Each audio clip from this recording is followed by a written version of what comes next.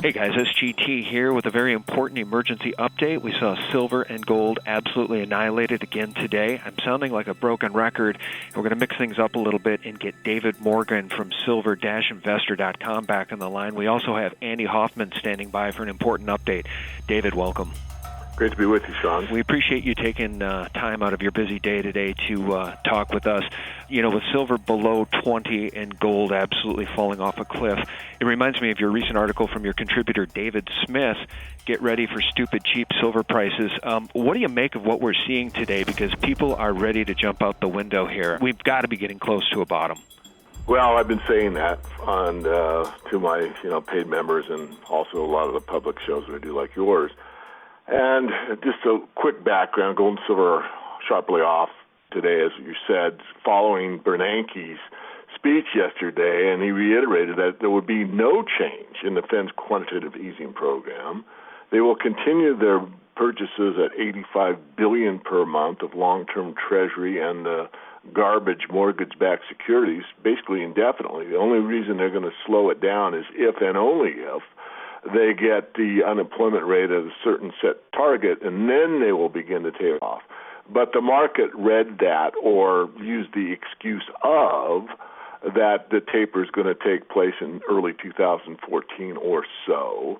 And, of course, what happened in the access market, or what I call the overseas markets, and they sold off heavily on huge volume, and, of course, it carries through on the open through London and New York. And then, of course, the margin calls start and it becomes kind of a feeding frenzy. So what's happening is a bit of a mini panic sell. It's mostly paper selling. I'm sure when we get others interviewed on your show, you'll find that the physical market isn't like, tons of gold and silver physically are being moved into the market. It's not. But yet they are able, they meaning the bullion banks and the central banks, able to push the price around on these type of days. I mean, it's a volume-driven situation, and the volume is basically fiction. Nonetheless, it doesn't lessen the reality that we're seeing these huge price moves on the downside. I am pretty sure that this is pretty close to it.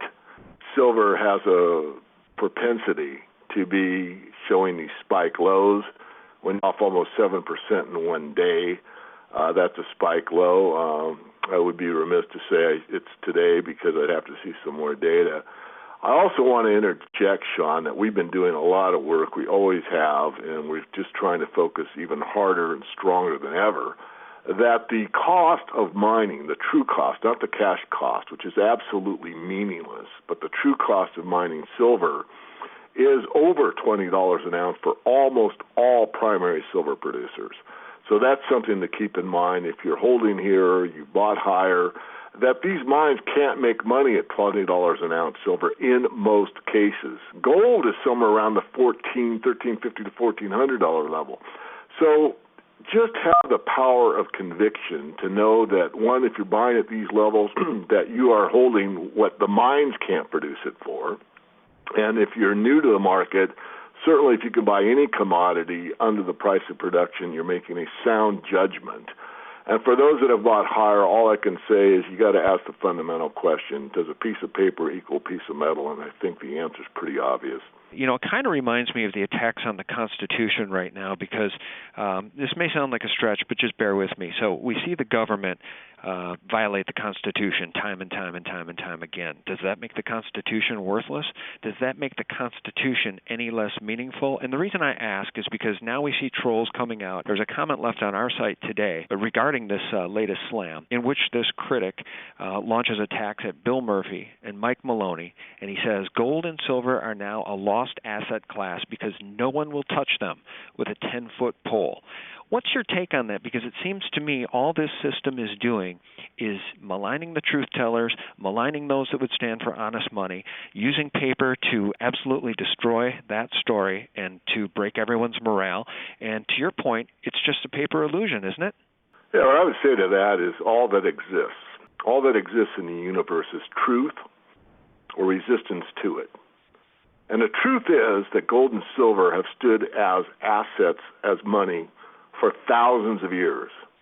And the paper pushers have tried to brainwash or misalign their agenda to the masses, and have succeeded time and time again. But over the history of time, money, real money, honest money, real labor have always won small victories. And the only time that actually pressed on for a substantial amount of time, when it was written into law in the Constitution, and we had almost 200 years where the people got to live free. And we're giving up that right now. And that's the most important thing we can talk about. Because I don't care how much money you make in the gold and silver markets, if you lose your ability to be free, you've lost everything. Well, I absolutely love your passion, because that's exactly the way I feel. I feel like this is a battle for freedom and liberty versus serfdom. You know, we can either choose to be slaves to this system, which has maligned the Constitution, is destroying the Constitution, is trampling on our rights, is wiretapping American citizens, is destroying honest money. You can either choose to be on that side, right? You can be on the side of the mockingbird media and the quote-unquote establishment, like that critic is who is maligning Mike Maloney and Bill Murphy, or you have a choice as a human being, as a sovereign human being. You can stand for truth and honor. You can try to buy these medals when they're down. You can try to fight against the power that wants to destroy the Constitution. You can try to speak truth, or you can be a sheeple and a slave. That's right. I mean, one of the videos I did was about this topic, and I talked about, the medals, and then I talked about freedom, and I ended it with the Braveheart, where, Mel Gibson, playing the role of William Wallace, says, would you give up all of your days, to run away now and let them win, if you could laying in your bed, and dying, and have the opportunity to stand up and defend what's right, even if you die? I mean, there are things, and this is my opinion, and believe me, and I am passionate, there are things we're fighting for, and I am a pacifist, believe me, I am not a warmonger by a long stretch. And I want to do it peacefully. I want to be very clear. But nonetheless, if you give up everything that is meaningful in your life, then what purpose do you serve? To really have a passionate, purposeful life, you have to stand for something greater than yourself. And the majority never will. That's just the way, that's human nature. That cannot be changed. But if anything resonates within an individual, such as yourself, Sean, myself, and a few others, the Mike Maloneys, the Bill Murphys, then we just stand up there. Yeah, when you get a lot of flack, it means you're getting very close to the target. And the whole system is failing miserably. So they absolutely need to push gold and silver down to make it look as if they're failing as well. But believe me, they don't fail. History has proven that time and time again. I'm so buoyed by what you're saying, because I couldn't agree more. And it occurred to me yesterday when I heard the news that James Gandolfini, you guys know him as Tony Soprano, he died yesterday at age 51 unexpectedly from a massive heart attack.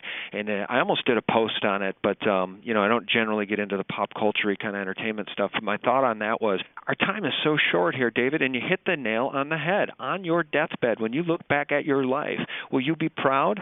Will you look back and say, I stood up against the power and I tried to stand for truth? Or I wish I had? Because every single one of us is going to meet our maker one day, and every single one of us has a short time on this planet. And I think you're absolutely right. I think the only thing you can do is stand up. The only thing you can do is try to fight for humanity, because the forces that are aligned against us are powerful and unrelenting. I concur. I couldn't agree more. All right, brother. Thank you so much for your time. And before we switch over to Andy Hoffman here for an update, remind us where people can find you on the web, David. It's silver-investor.com or themorganreport.com. YouTube channel is Silver Guru, and it's at SilverGuru22 for Twitter. All right. Thanks so much for taking the time, David. I appreciate it. We'll talk to you again soon. My pleasure. And now we have Andy Hoffman on the line from Miles Franklin. Andy, thanks for joining us on such short notice for this emergency metals update. Sub-$20 silver. What do you make of all this?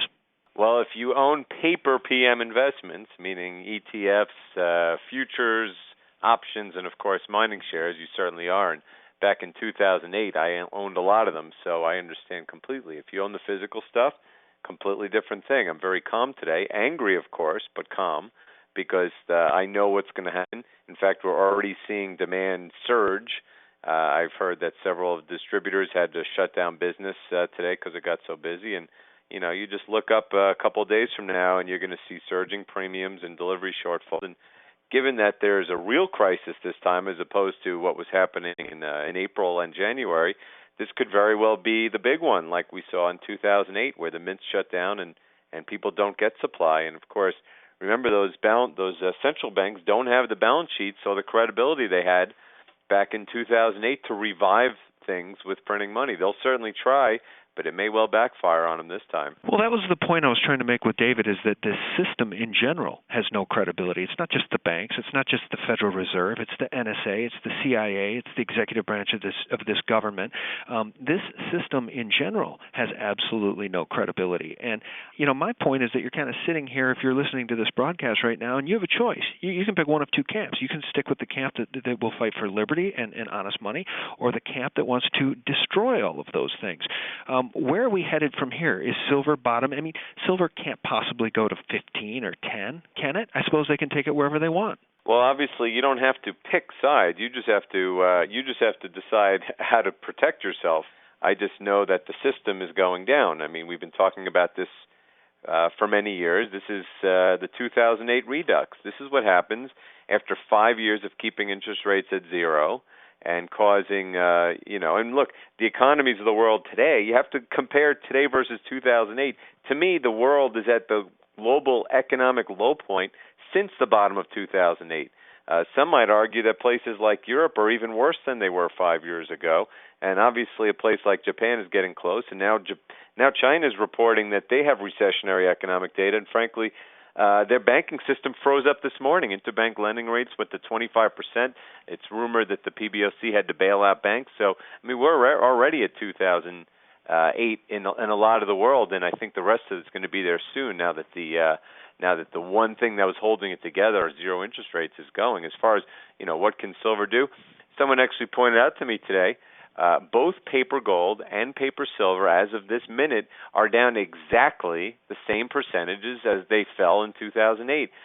Not this week, but if you look at where silver was at its high in 2011 and where gold was at its high, gold is now down 33% and silver is down 60%. That's exactly how much they fell during 2008 from top to bottom. Of course, those numbers don't mean anything per se, but the fact is you've had a similar drop. And, of course, we've seen several times this year, particularly in silver, massive increases in physical demand as we went down. We saw delivery delays, massive premium increases, and the same thing's going to happen. I see that one of our competitors, a major wholesaler, had to shut down business midday today because demand was so high. I know our business was very strong. I haven't been able to get the numbers yet, but it's going to continue because the same exact thing's going to happen. And again, unlike 2008, there's no balance. It's not even a matter of credibility. There's no balance sheet left. The Fed can't come in. Well, first of all, they will recant at some point. This maybe will taper sometime later this year. They're going to be forced to recant that pathetic little comment shortly. But it doesn't matter because they don't have the balance sheet. They have $3.5 trillion of securities on their balance sheet, which lost probably $100 billion of value today alone. They don't have the money. They can't just say we're going to do QE 5, 6, 7 and revive the system. All that's going to do is going to invite hyperinflation. So, look, if you own the physical stuff, it really doesn't matter how low the paper price goes because the premiums are going to surge. And I truly believe that this is not 2008. This is 2008 plus, meaning, where the banks can't get out of it with printing money. So, Andy, as we record this call, the Nikkei is down over 700 points. Didn't Bernanke basically tell the market exactly what the market wanted to hear? Why are we seeing this kind of devastation? I mean, I know we get into the currencies issue. Maybe we should talk about the Japanese yen. Maybe we should talk about the fact that they've hit the point of no return and the world knows it. What's going on with these plummeting stock markets?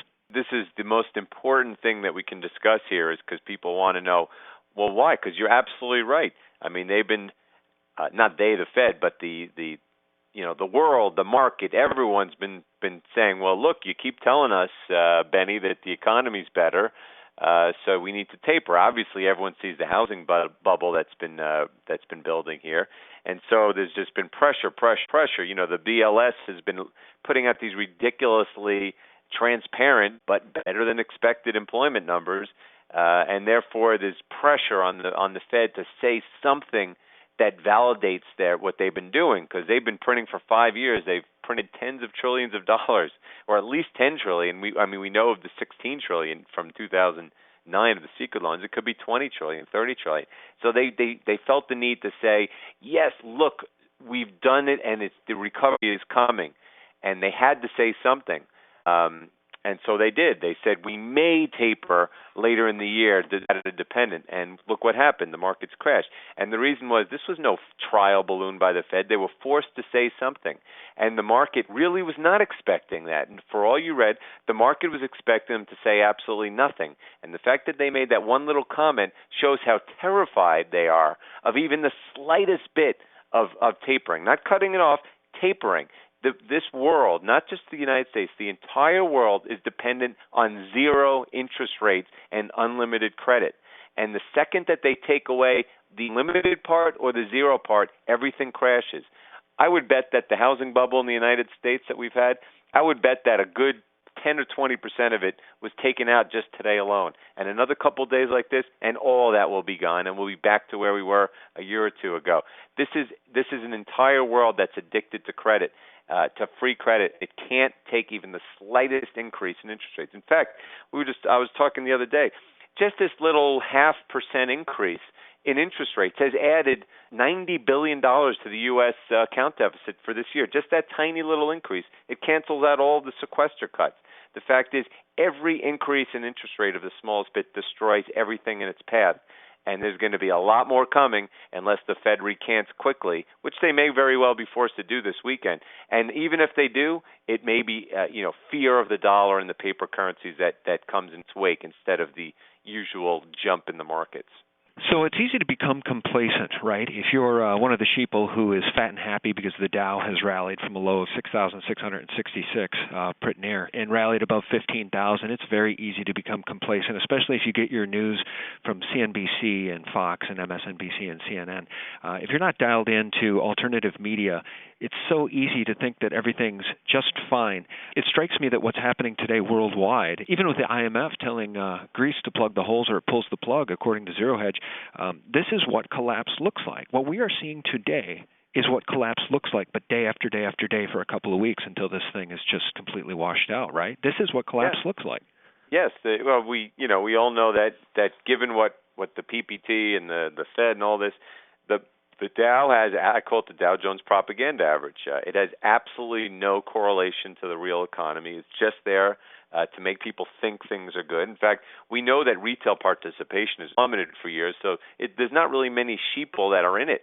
If anything, the only thing that's given some sense of purchasing power is the housing bubble recently. But even that, I mean, people have been so underwater for so many years, there's only so much that they could gain back. It's really just about the bankers on Wall Street making money and the MSM putting headlines out saying things are better. But we know better. Heck, Caterpillar put out today the North American sales plummeted almost 20% year over year for the past 2 months. So clearly there's no real recovery. And again, you bring up Greece. I mean, how much more can I talk about Greece? It's been my number one pick for most likely to catalyze the big one for the past year. And sure enough, their economy is as bad as it's ever been. Their unemployment's as high as it's ever been. And as you say, they're not making their payments. I mean, this is a 100% guarantee that the few bankers in charge are going to be overrun there shortly, and it's going to be taken over by people who are going to withdraw from the euro currency and the eurozone, and they're going to default on Greece's $500 billion of debt, which is going to set off a chain reaction across all of the other pigs. I mean, just look at the National Bank of Greece.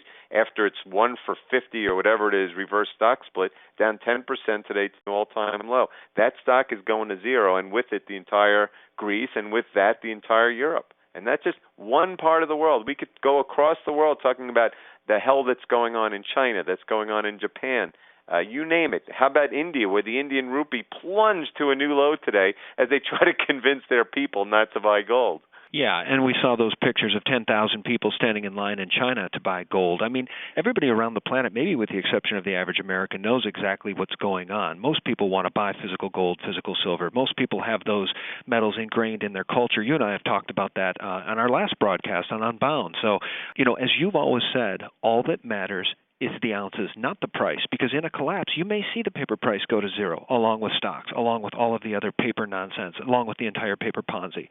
So all that matters is the ounces, right? Because we're entering a new paradigm here.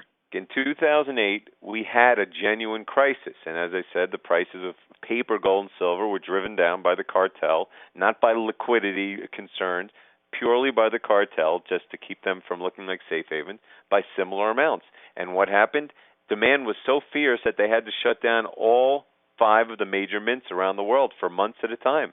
And premiums on silver got to 100% of the paper price. So for gold, they got closer to 30%. Then we've had not one but 2 times this year alone, in January where they shut the mint down, and then in April after the alternative currency's destruction, where we had similar things where prices shot up, the delays were huge, premiums shot up, and that was without a crisis. Here we have a real crisis. And this crisis is going to be the biggest of all because, again, the central banks have no ammunition to get things started again. I mean, if the Fed wants to announce QE 5, 6, 7, good luck to them because they may just instigate a hyperinflation if they do. But what we're going to see if the paper price stays down here, we already saw it start today at Miles Franklin, and we'll see it just take off in the coming weeks. It's going to be massive physical demand. And I'm telling you, this time around, it may be the time where they have to shut the mints completely. Or, like in India, they say you can't buy it anymore, and it'll be too late. And so, yeah, the amount of ounces matters. You have to have some junk silver in case the worst-case scenario happens. And you have to realize it's not the price that matters in these rigged markets. I mean, look what's going on in the COMEX right now. A grain of salt, you have to, take the data. You can't always take it at face value. But we're talking about plummeting registered inventories of gold and silver. Silver is both of them are at lows since 2008, 2011, plummeting. JP Morgan has almost nothing, and JP Morgan's been buying SLV. They just bought 5 million shares in the first quarter of physical. And as we know, we might even find out as soon as tomorrow afternoon that the commercials have actually gone net long in silver. So I do believe the paper game is nearing the end of its, whether it's a week, month, a year, who knows. But again, if you don't have the ounces when the musical chair game ends, you're not getting them ever. The last thing that we should talk about is the fact that the supply story, the real physical supply story, does not match up with the paper narrative. And I know that you've been concerned about Kennecott. I know you've been concerned about Barrick going bankrupt. I mean, there's just so much reality here in the face of all the propaganda. Why don't you re-level set for us and help the listeners understand that the supply story and the paper narrative do not match up? Right, and we've just talked about in the retail market the paper prices versus physical prices, but again, what you're referring to is the bigger issue of supply. And I've actually written many articles about the miners over the years. Heck, I worked for them for 5 years, so I know all about them. And I left them as investments 2 years ago because I saw what was coming. And even if the prices surge of a gold and silver, or I should say when, they're going to become more draconian actions that prevent people from making money with miners and prevent miners from making money because the government are going to take them. I mean, what we have seen with this cartel strategy of kicking the can by naked shorting miners for the past 5 years has been a complete and utter destruction of the mining industry. The costs have gone up so much that right now the prices of gold, silver, and many of the other base metals are now below the cost of production.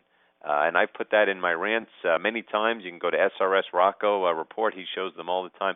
We're talking about way below, to the point where at these prices, I would be surprised if more than a handful of miners make any money at all. And then, of course, because of all these stresses, the fact that the miners have had to go to crazy places to get things, to get projects done, we've seen projects get lost, like Pasco Lama, which I believe, and I wrote in Evil Personified, was a piece I wrote a month ago. I believe truly that Barrick Gold, the largest gold miner in the world, will shortly be bankrupt, and with it will be a massive supply issue. It may even take Silver Wheaton with it. Silver, known Pasco Lama's silver production, it paid $600 million out of pocket for it. Silver Wheaton, heck, owns byproduct silver from a bunch of base metal mines, and the same thing happened in 2008. Some of those mines closed down. So I do believe you're going to have a massive supply issue. Kennecott, as you mentioned, is one of the largest mines in the world, and I believe it's going to be shut down permanently because of the environmental issues there, now that it's like a quake zone. And that's an enormous amount of silver that's out of out of commission. I mean, all you have to do is look at the major mines of the world. Look at the Cannington mine in Australia. The yields are going down, the costs are going up, and there's absolutely, utterly no capital available for the sector because of what the cartel has done to it. I said about a year ago that I expected at least half of all the world's mining companies, certainly the explorers, to be bankrupt within 12 months, and I'd say we're pretty close to that right now. And if you go another 12 months, there may only be a handful left. And my God, when you see those, you think there were 10,000 Chinese online last week. Wait do you see what's going to happen in the next couple of weeks? All right, I think that sums it up, and I really appreciate your time on short notice today, Andy. Is there anything else you want to say? I mean, I suppose we should direct people to the website if they want to get some physical.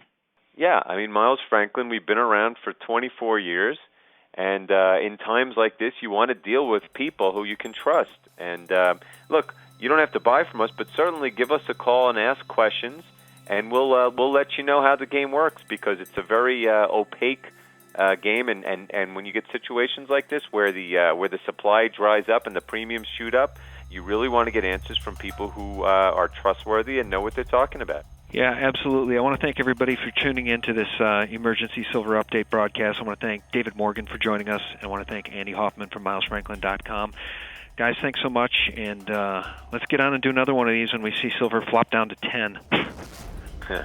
If silver goes down to 10, you'll have already seen the 100% premiums in the physical market. All right, Andy. Thanks so much. Thanks a lot, man. Bye.